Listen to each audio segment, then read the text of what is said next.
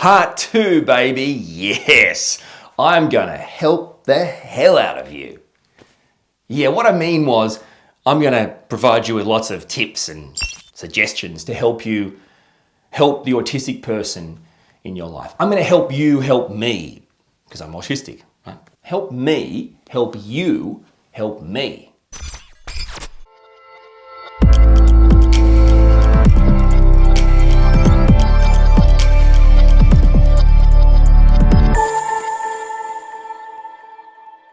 Hey, I'm Orion, that autistic guy. Yep, I'm autistic, and I devote my time to advocating for autistic people right across the planet. Now, I do that by doing podcasts, blogs, and these YouTube videos. And the goal is to raise the level of understanding and acceptance of autistic people. Now, if that's something you'd be interested in learning more about, fantastic, great to hear.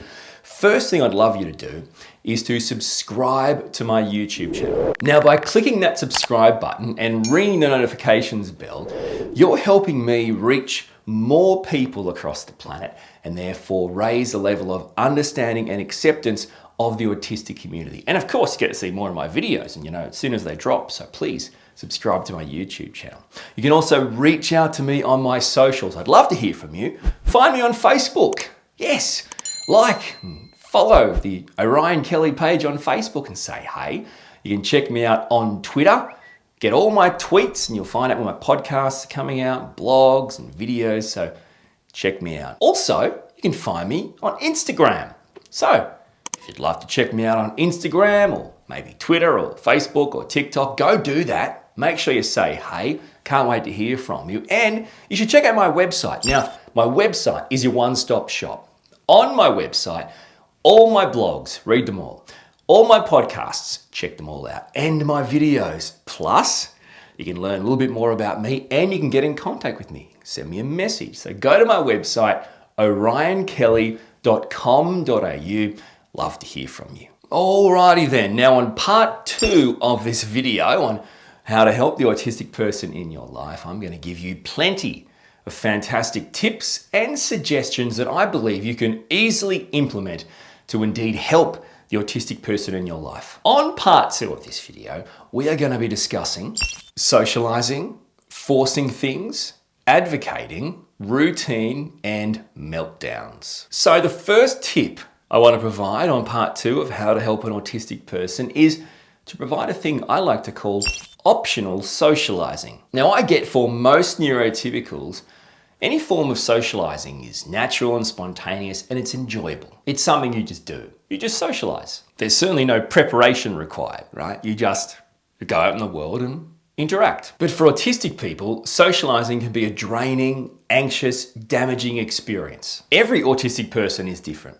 I'm autistic, I'm different to the next autistic person. So the reasons why social interactions can be a challenge are all different. It can be with regards to how we interact, if we like to interact, if we have an anxiety around that, if we don't mind interacting, but we just don't get what they're saying, we don't get small talk, or we can't pick up on the kind of nuances of conversation. Okay, so we've talked about that on many videos. There's plenty to go back and check out with regards to that. But I think it's really important to understand that having all those challenges in a social situation provides us with the impossible task of interacting the way neurotypical people would expect us to interact with them. In effect, we're expected to achieve the unachievable. So although interactions and social situations can be a no-no for autistic people, please, this is very important, do not assume it's always a no.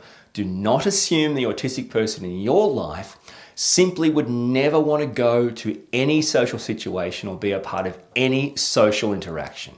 Please, don't assume it's always a no. Simply by acknowledging the challenges we've just spoken about and providing what I like to call an opt-in, opt-out, or optional social interaction policy with the autistic person in your life, honestly, will have a huge difference in the autistic person's life and their mental health, their well-being. The second tip on how you can help the autistic person in your life is very simple. It's don't force things. This is probably more relevant to parents of autistic kids.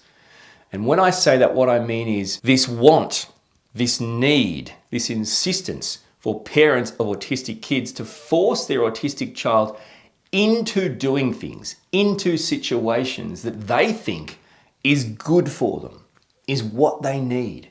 Even though that particular autistic child has, in whatever way they like to communicate and show their feelings, has made it very clear this particular thing is something they do not want to do. I'd also point out a lot of the forcing sometimes can be under the premise that it's good for the whole family or it will benefit the whole family. I think probably the worst part of forcing is that when, and it's going to happen, the autistic child or person pushes back and does not do what they are being forced to do, creates some sort of diversion or some sort of stalling tactic or whatever, the people around them judge them and display anger. You're forcing an autistic person into situations you think will be good for them, but really it's just about you and the rest of your family. Yet you get to exhibit judgment and anger.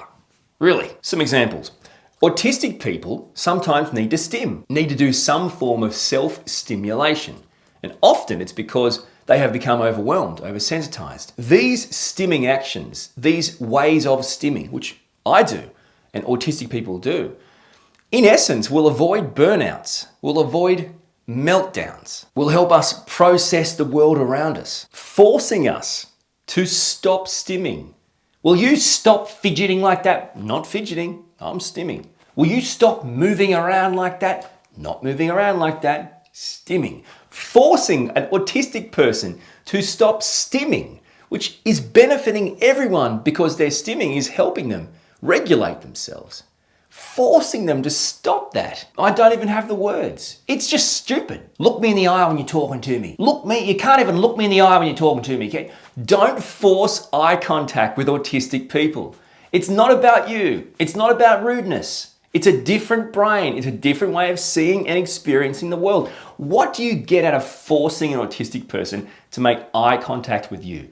It's all about you and nothing about us. I absolutely hate making phone calls. I don't know why. It's like a phobia. It's not a laziness thing. It's a genuine fear. I can text and I can email and those kind of ways of communicating, but there's something about having to call someone. Look, if someone calls me, maybe, but having to call someone for anything, I can't do it most of the time. I don't know. I mean, I'm getting tongue-tied. Oh man. So forcing me to do things like that can have a profound effect on me. Imagine an autistic child.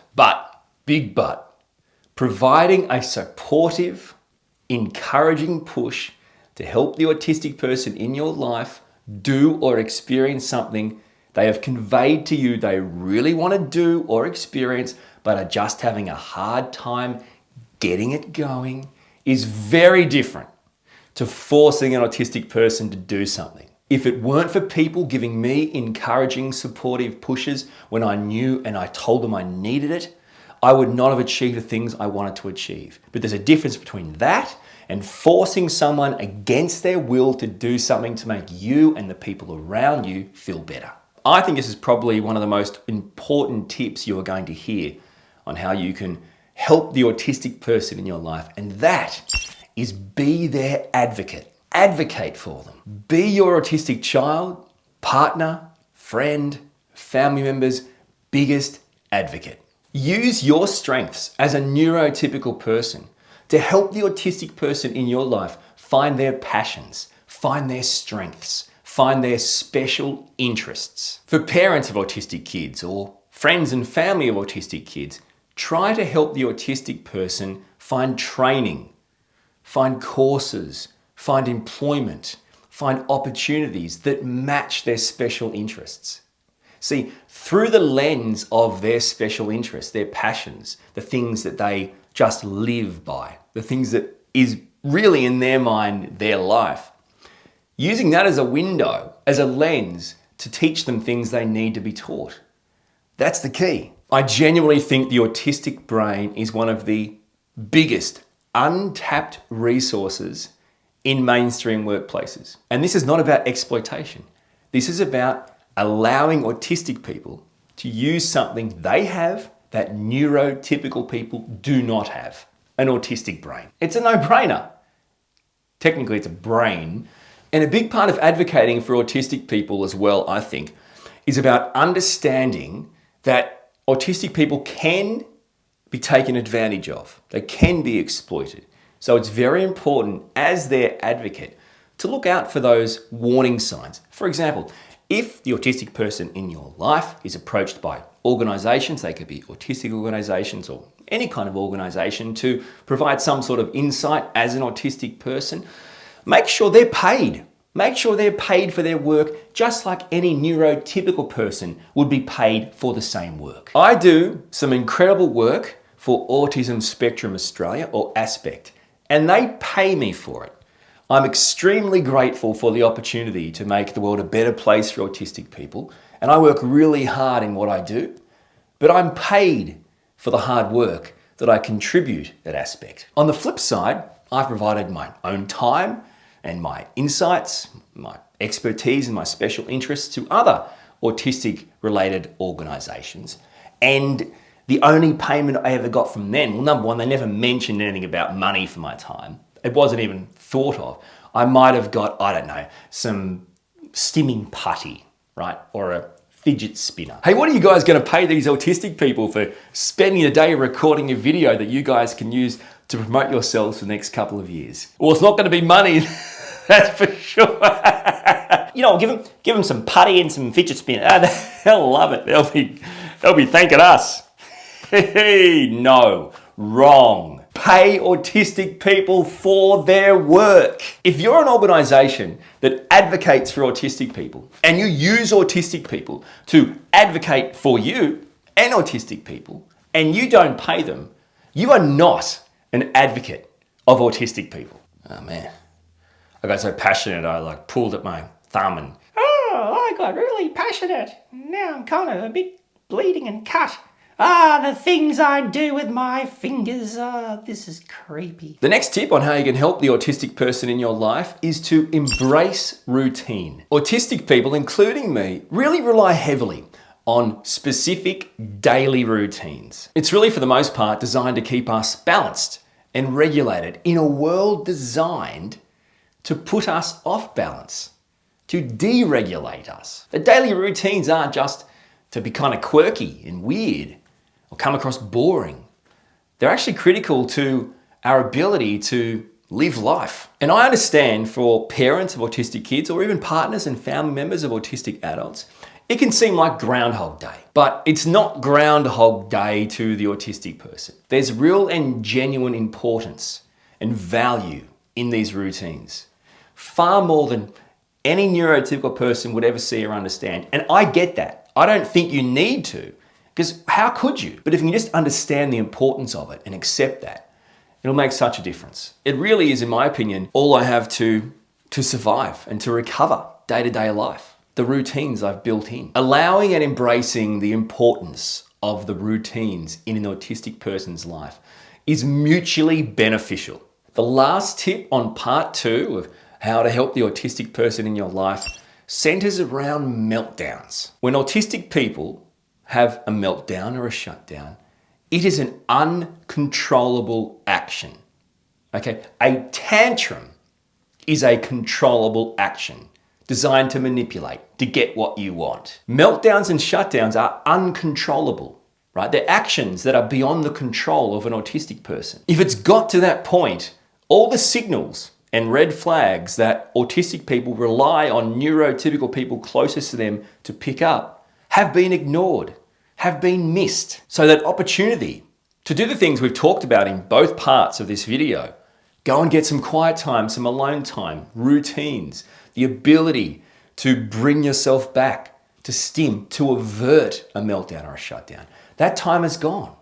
Now trust me, having a meltdown or a shutdown is in absolutely no way enjoyable for an autistic person. I'm speaking on my own behalf. I can tell you right now, I don't want to shut down. I don't want to get so overwhelmed that I literally reboot. My brain just turns off, I reboot, and I'm gone, right?